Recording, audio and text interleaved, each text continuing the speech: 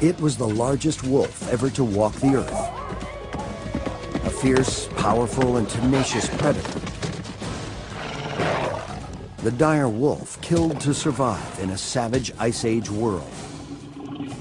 Hunting in packs, the dire wolf was one of the most imposing predators on the Pleistocene landscape. The packs of wolves methodically orchestrated kill after kill. But suddenly, in an instant of geological time, they vanished. In a world where might made right, the powerful dire wolf perished, while its smaller, weaker cousin, the gray wolf, somehow survived. Was the dire wolf unable to satisfy its savage hunger, or did some overwhelming force drive it into oblivion?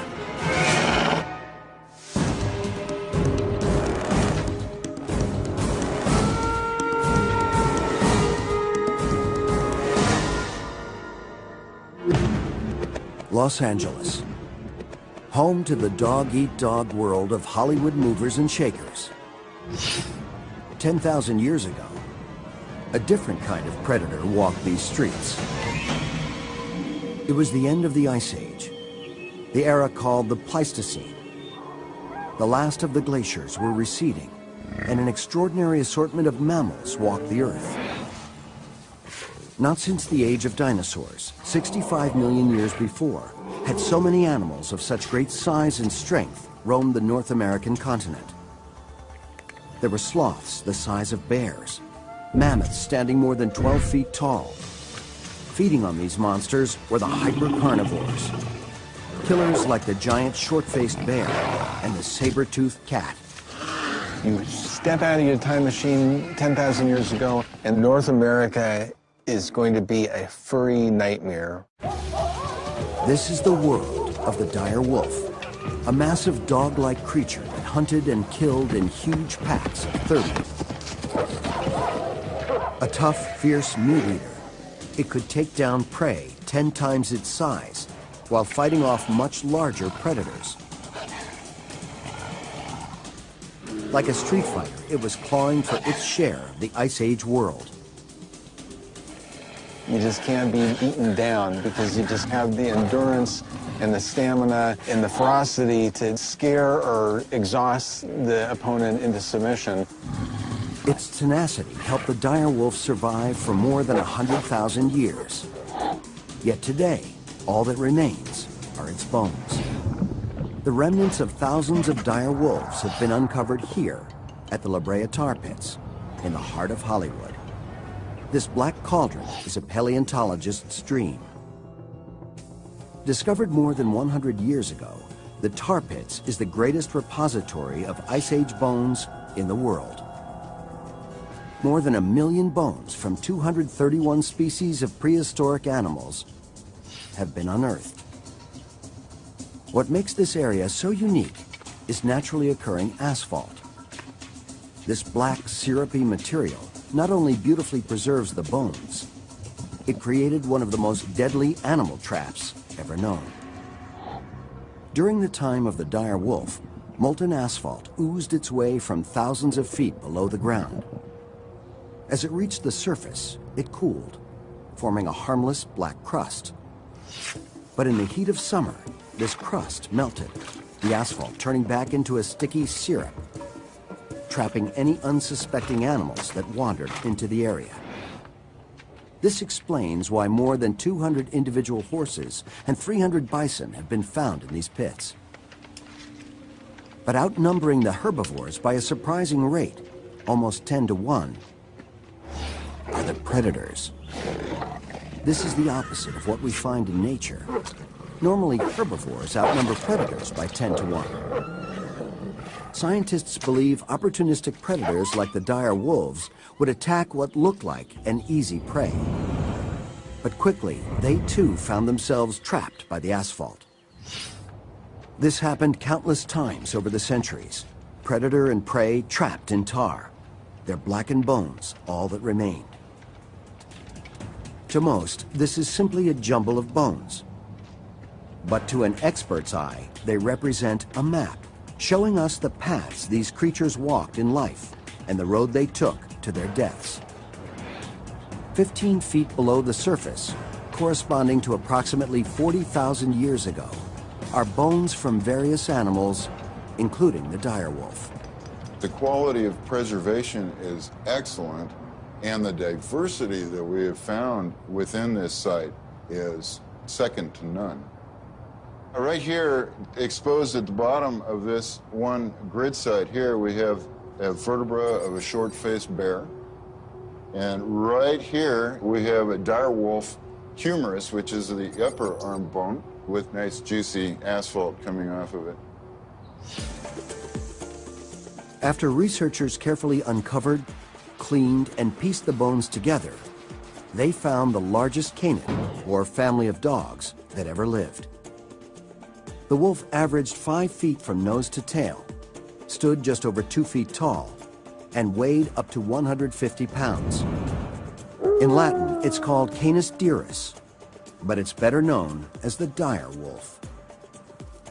The name dire is fitting. The name evokes a menacing predator looming on the horizon.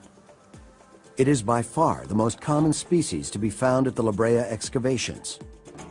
More than 3,500 individual wolves have been uncovered. By comparison, there are just 2,000 saber-toothed cats. Experts believe the large number of dire wolf bones proves they were social animals, perhaps running in packs of 30 or more.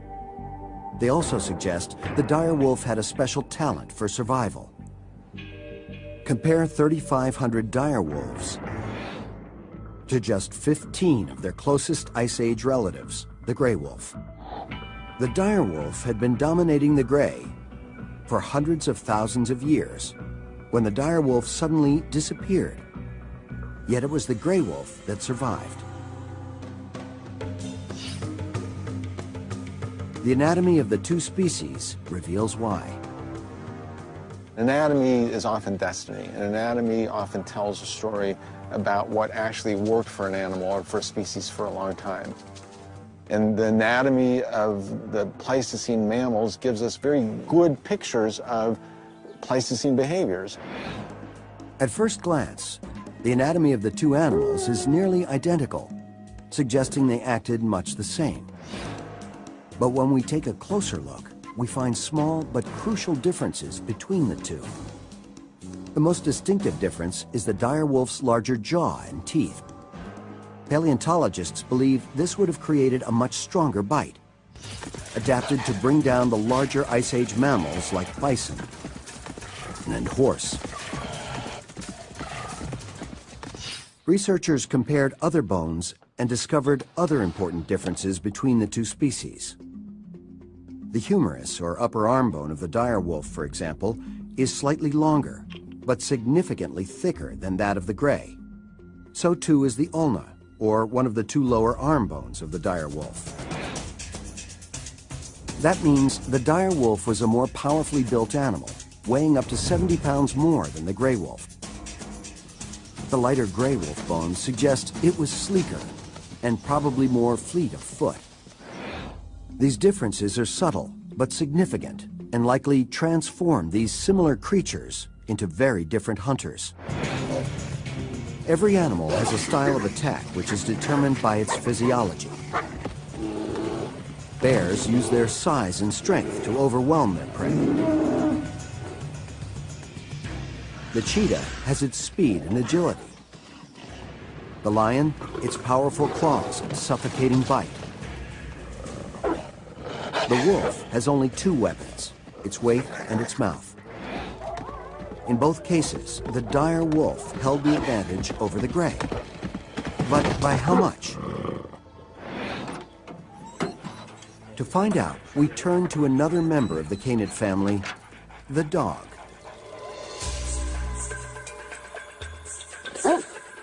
Joe Camp is an animal coordinator for film and television in Los Angeles.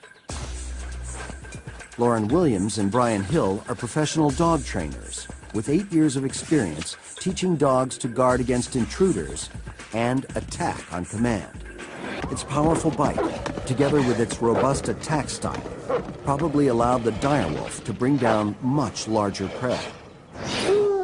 Larger, stronger, the direwolf was like a gray wolf on steroids. A super wolf adapted to take on the very largest Ice Age giants. Yet the dire wolf was soon to fade into oblivion, while the smaller, weaker gray wolf would survive. Something had learned to hunt the hunter. A top predator had a ruthless competitor. For more than 100,000 years, the direwolf thrived far and wide across the Western Hemisphere, from Alaska to Florida, down to parts of Latin America. Yet no direct descendant of the dire wolf survives today. During its time on Earth, it was competing with a cousin, the gray wolf.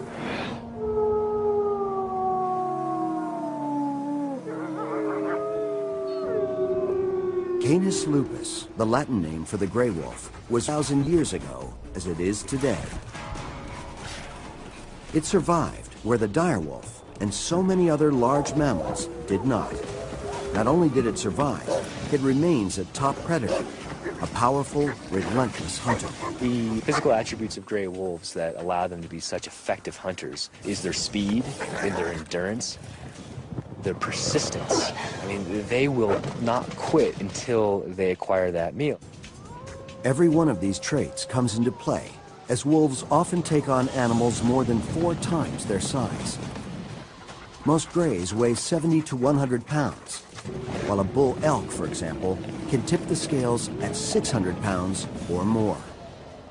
What wolf hunting behavior is all about, the guiding principle, is to kill without being killed.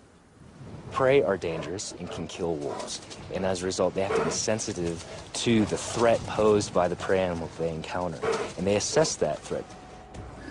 With the risk of injury or death looming at each encounter, gray wolves take advantage of their social nature. Like their long-lost cousins, the dire wolves, the grays use sophisticated pack behaviors to take down their prey. There's 6 primary stages that they go through, starting from the time they set out to go searching for prey to the time they actually grab and kill the animal. And so it begins with searching or traveling. Let's just say if they encounter a herd, then they'll begin to approach that herd. The wolves' greatest assets are their speed and endurance. As a pack, they can outlast almost any prey. So their best bet for a successful hunt is to get their prey running. The pack spreads out and approaches the group, waiting for the first of the herd to spook and make a run for it. Predictably, the rest of the herd will follow suit.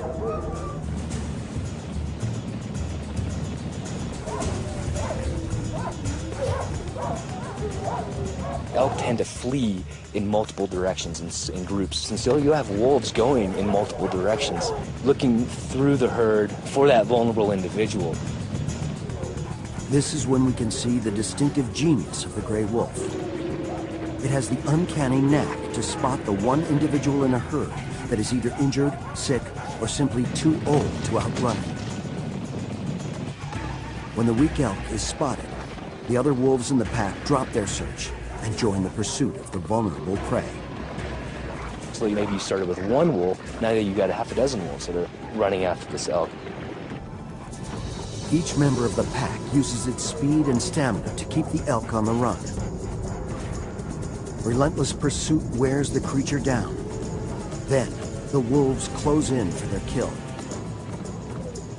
At just the right moment, with the group close behind, the lead wolf attempts to grab hold of the prey. It tries to bring the elk down so the others in the pack can help with the kill. The key hardware that wolves have in their mouths are the canines. Those canines are critical to grabbing and keeping a hold of an animal. So other wolves allow other wolves to go in and bite. The wolf's canine teeth are pronounced and are designed to grab hold of the prey. It's easier said than done. It can mean hanging on to a 600-pound elk as it thrashes about. Sometimes the elk is strong enough to frustrate the wolf's assault. But the determined pack rarely gives up. What they'll do is they'll rally they'll socialize, they'll team up, they'll huddle up, and there'll be a period of excitement. You'll hear howling, like you hear just there, where there's barking and excitement like that, and then they'll sort of get their courage back up again, and then they'll initiate another attack. Time and again, the pack will engage the herd, searching for another vulnerable elk until they make the final assault. The lead wolf's bite will penetrate the muscles of its prey. The wound will slow the animal down. Then, with his grip on the elk secured, the others join in. One animal grabs it and then another, and they all grab on. They're able to hold it in place. That allows another animal to take multiple bites out of it and start biting it and bleeding it and start to eat the animal. Surprisingly, these highly skilled hunters have a dismal success rate, about 1 in 10, which means they are often on the hunt for their next meal. As for the dire wolf, its physical similarity to the gray wolf suggests it hunted and ate much like its cousin, with one big advantage. The more muscular features of a dire wolf may have provided them more killing power, an ability to physically overpower a prey animal in a way that modern-day wolves just cannot do. And in groups of 30 or more, their attack must have been much more menacing. I think there's nothing that's going to be more frightening to a prey species than to see well-organized, intelligent wolves in a large group moving at a high speed with a lot of endurance, coming straight after a target that's been specifically selected. Its powerful build and massive jaw and teeth indicate it feasted on the largest of prey, like the mammoth or bison. But it's hard to be certain, since the only evidence we have are bones. But recently, new techniques have been developed that can tell us what the dire wolf was eating some 12,000 years ago. It's called stable isotopic analysis and takes advantage of two quirks in nature. The first, due to the fact that most herbivores eat different diets of vegetation, and these different types of plants and environments have different isotopic signatures. These signatures are stored and can be detected in herbivore tissue, including bone. The second quirk is that when carnivores eat these prey animals, these signatures are transferred and trapped in the carnivore's bones.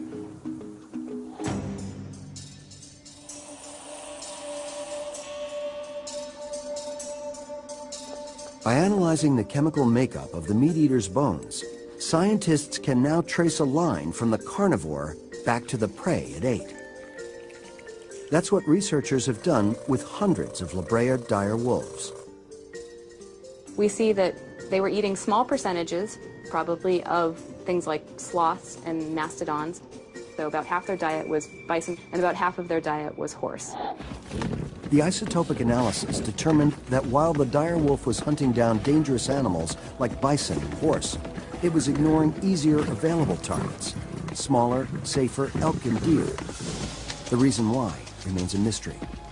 Perhaps the large packs were demanding large quantities of food, or their hidden advantages for taking on large herbivores. No one knows. Either way, the dire wolf went after the most dangerous game it could find, risking life and limb every time. 10,000 years ago, on the prehistoric continent of North America, dire wolves were constantly on the prowl. They put their lives at risk every time the pack began the hunt. Taking on large prey like horse would, sooner or later, bring injury or death to one of the pack. We see it today with the gray wolf, as it carries on the age-old struggle between predator and prey, like the bison. Bison are very formidable, very dangerous. And so in the wintertime, when there's deep snows, wolves can corner bison in areas where they are less effective at defending themselves. But even with a stranded bison, the wolves take special care. These encounters can last days, where they'll have a bull bison isolated on a patch of bare ground surrounded by snow on all sides, and that bison will basically fight to the end, and the wolves will just keep after it. This video shows a battle between a small pack of wolves and a bison that lasted for 36 hours. The wolves use their numbers to continually poke and prod, wearing down the giant beast. But the strength and surprising agility of the bison makes it a dangerous adversary. The incidence of injury, we think, is higher with wolves hunting bison. They'll often be kicked off. If the bison continues to wheel about, the bison will throw them into the air. Maybe the bison will hook him with his horns and toss them into the air. You see a lot more limping wolves than you do wolves that are hunting elk, and that's likely been sustained from some encounter with the bison. The bison desperately struggles to fend off the pack, but despite injuries to some of them, the tenacity of the wolves eventually pays off. The gray wolf faces this kind of danger every time it hunts for larger prey. It must have been much more perilous for the dire wolf, as it was taking on bigger, stronger animals that were living in larger herds. The dire wolves compensated by pursuing these herds with larger packs. This would have helped, but only to a point. Though the dire wolf ran in super packs, when the time came to attack, the lead wolf was on his own, literally putting his life on the line. The fossil record reflects the dangers the wolves faced every day. Scientists have found thousands of broken dire wolf bones, and each has a story to tell. With a little detective work, we can discover not only the hazards the wolves faced, but the intimate details of their life in the pack. This is an example of a rather serious injury that this animal lived with for a while. This is actually the only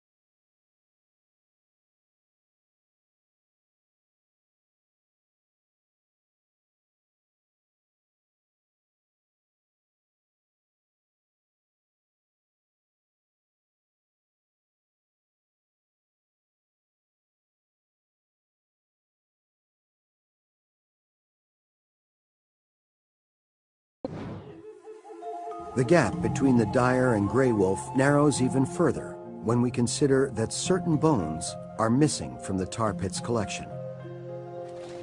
Researchers believe the dire wolves found in the area became trapped while hunting in large packs. If this is true, we would expect to find baby wolves hunting alongside the adults, and therefore a significant number of infant bones in the tar pits along with the adults. Yet, of all the thousands of individual wolves that have been uncovered, surprisingly few are pups. Researchers believe the lack of young dire wolf bones reflects the rendezvous behavior of the gray wolf. During the first 6 months of a gray wolf's life, it remains in a protected area known as a rendezvous site. The adults of the pack will bring food to the pup until he is old enough to fend for himself. I believe that the dire wolves were in fact rendezvousing their young, and that they were not showing up for scavenging or for hunting until they were at least 6 months old. This probably means the pack behavior of the dire wolf was closely related to the grays.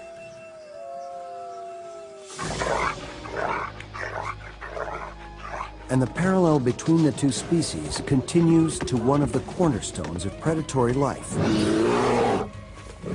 the threat from other predators. In the world of the carnivore, the competition over prey is fierce. But once a prey animal is killed, the second equally intense clash over the carcass begins. Stealing a carcass from another carnivore is one of the primary modes of competition among large meat eaters. We see it today among the predators in Africa. And it's been a fact of predatory life for millennia. A predator must learn to protect its kill from scavengers or starve to death. For the modern gray wolf, the worst offender is often the grizzly bear. In Yellowstone, so far, grizzly bears are 100% successful in usurping carcasses from wolves. And wolves very infrequently put up a stiff resistance. They pretty much let the bears take the carcass. Over the years, the grizzly's success has spoiled it. It will often wait for wolves to hunt down and kill a prey, and then take it away. It was likely the same for the dire wolf, facing off against terrifying predators like the short-faced bear and saber-toothed cat. It was a constant struggle to find enough food to keep the pack alive. Most of the time, the smaller wolf would avoid his much larger competition. Most likely, what they're probably doing is, like in Enter the Dragon, what Bruce Lee says, the art of fighting without fighting. That's what they're doing. They're trying to compete for some of the same prey resources, but by not actually directly confronting Smilodon, short-faced bear, probably working around them. They're competing without competing. But there were times when the dire wolf was forced to confront his larger competition. Unfortunately for the wolf, the rules of nature favor the larger species. In a one-on-one encounter, the short-faced bear or saber-toothed cat would overwhelm the wolf. This made life for the smaller dire wolf extremely difficult. The powerful predators that roamed the Ice Age terrain tormented them at every kill and threatened to leave them out in the cold. For hundreds of thousands of years in prehistoric North America, the dire wolf risked life and limb to hunt the largest animals it could find. But the wolf wasn't alone. Fighting over the same prey were some of the toughest, most powerful carnivores of the age.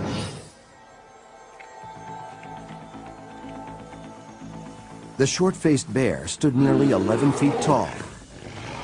One of the Ice Age's most intimidating carnivores, it likely took on even the largest of dire wolf packs. Despite the wolves' aggressive tactics, the bear would have been an almost impossible opponent to defeat. Luckily, the short-faced bear population was small, and encounters were probably rare. However, clashes over food and territory likely pitted the wolf against more common apex predators, like the saber-toothed cat.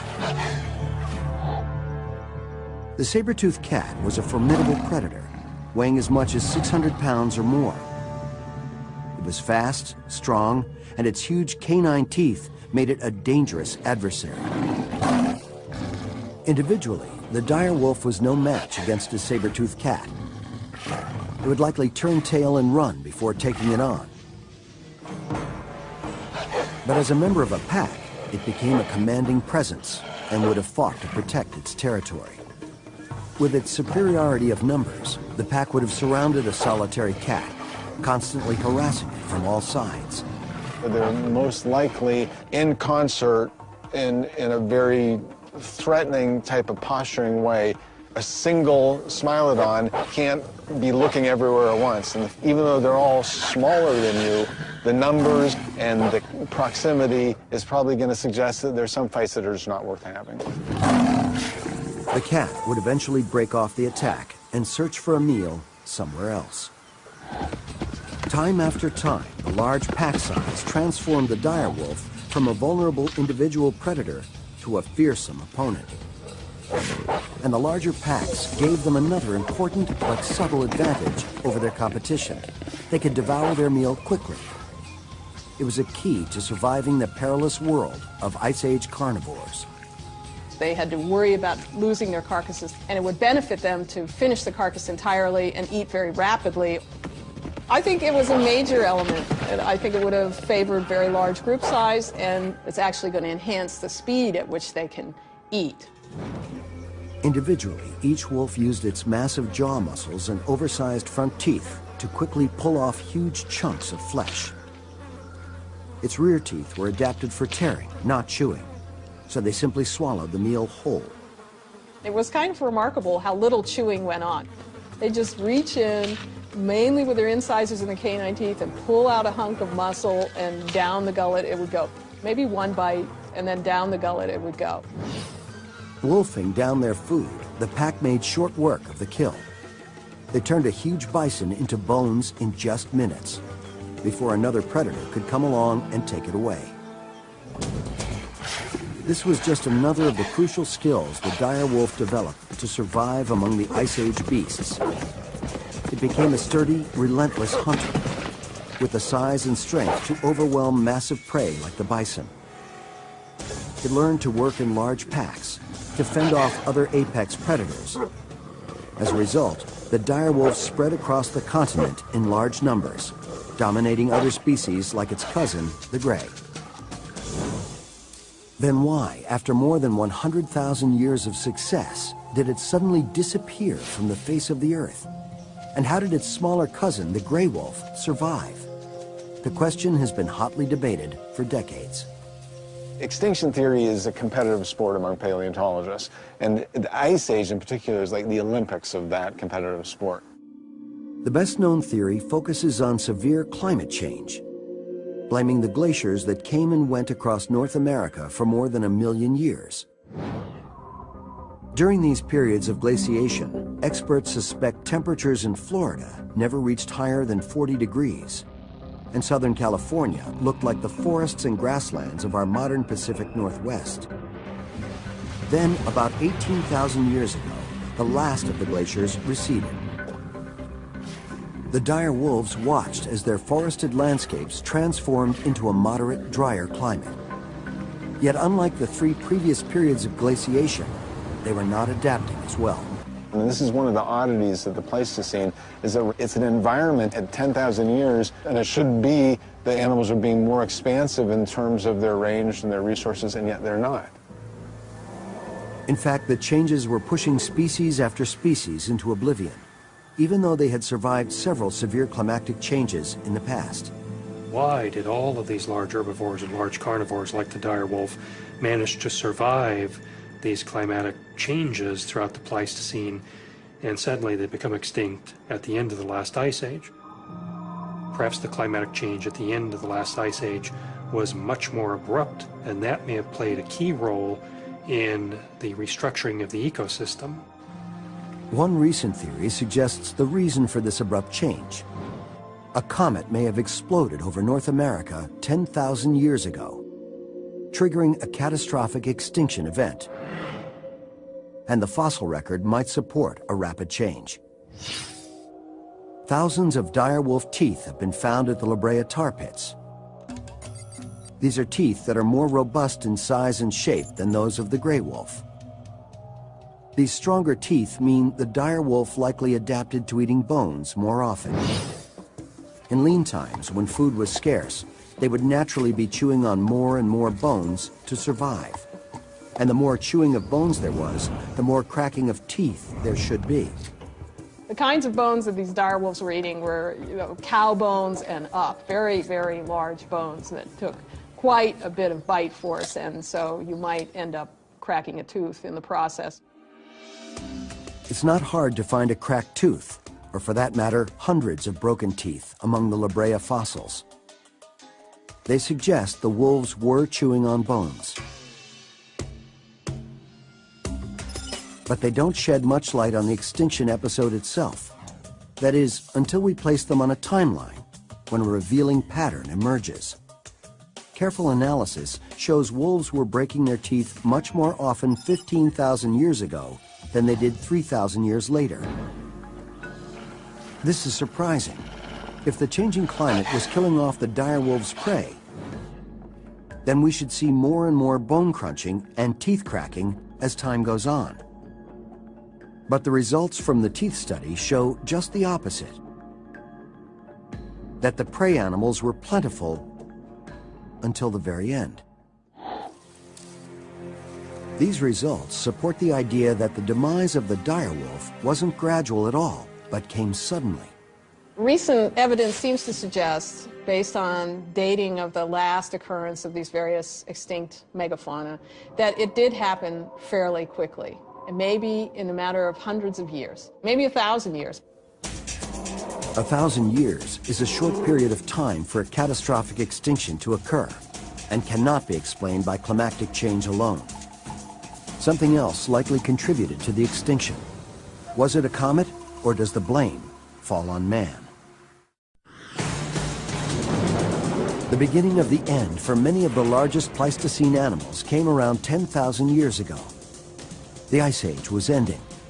The frozen tundra was rapidly disappearing from the landscape.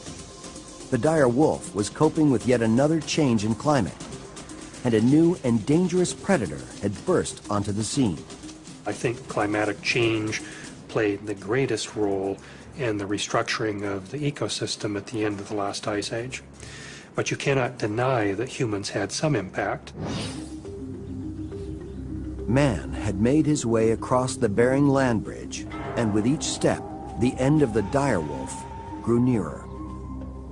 He may have fanned the flames of extinction. If you look at the last 100,000 years, and especially in this part of North America, the two big 900-pound gorillas that are sitting there occupying that window are ice and humans.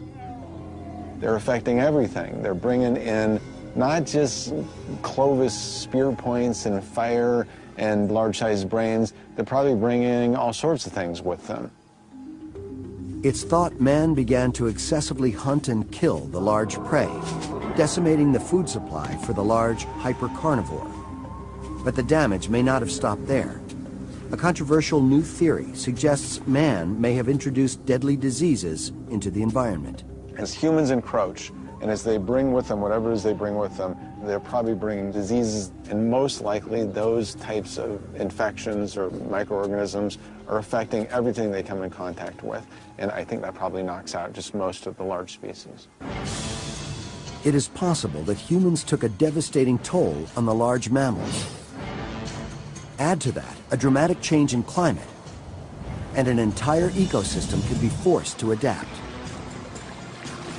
If it happened slowly, perhaps many of the large animals would have survived.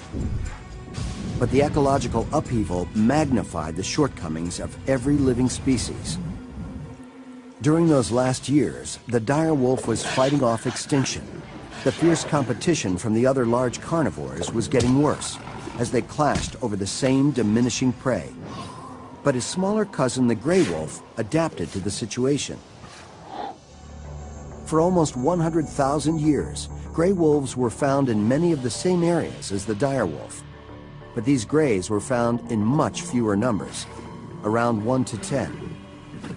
The gray had the role of the underdog. it likely maintained its distance from the larger dire wolf packs and focused its attention on smaller prey. As a result, the gray wolf likely adapted into a more agile, versatile hunter. They're highly flexible in their behavior, and that's absolutely essential to their survival. And that largely explains why they've ranged so widely in terms of geographic distribution. The flexibility of the gray wolf can be seen today. They are able to hunt down the largest of prey, like the bison, as well as the smallest, such as rabbits and mice. They have also expanded their menu to include fish. It's helped make them a top predator across North America. As for the dire wolf, it appears size was not everything. As opposed to what humans often think, which is bigger is better, there's often a benefit, an evolutionary benefit to smaller size. And smaller size often means more flexibility in terms of what it is you're doing out in the landscape. The flexibility of the smaller gray wolf allowed it to engage in many types of hunting behaviors. But the dire wolf, for the previous 100,000 years, created large packs and hunted only the largest beasts. When the quickly changing ecosystem required it to modify its lifestyle, it was unable to adjust. Around 10,000 years ago, the dire wolf, along with almost every large mammal of the Pleistocene, faded from the ancient landscape. I think they went extinct because they were specialized for large prey, and the large prey were removed, apparently, by a combination of humans and climate change. The dire wolf had survived more than 100,000 years of vicious competition. It fought off a population of hypercarnivores, the likes of which the world has never seen again. Yet everything that made the dire wolf so successful became its undoing. The sheer strength, massive appetite, and killer instincts that allowed them to take on the world's most dangerous prey, ironically, prevented them from acting small enough to survive. A lesson that any species ignores at their own peril.